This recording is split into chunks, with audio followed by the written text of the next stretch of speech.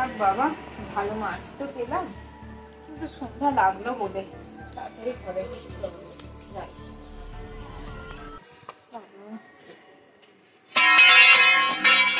কি করলো? এটা করলো কি করে?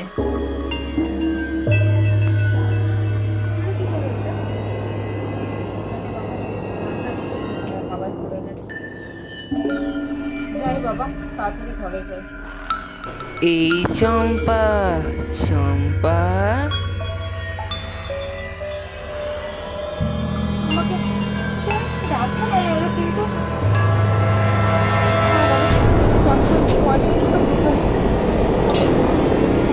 এই চম্পা, আমার একটু মাছ দিবি নে, কতকাল মাছ খাই নে।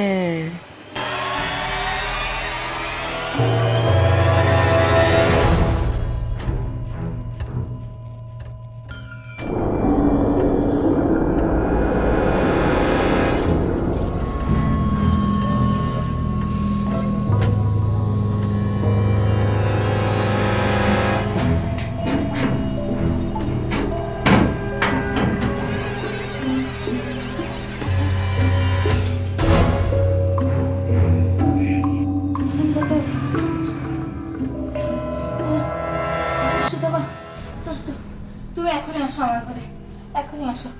না, তুমি আসো, আমি বলবো আসো। এ চম্পা, কি হয়েছে? এভাবে ডাকছিস কেন? কি হয়েছে তোর? কি কি অবস্থা?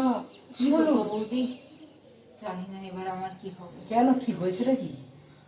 তুমি জানো না। চুলে ঠিক করে কি অবস্থা চুলে? কি হয়েছে বলবি?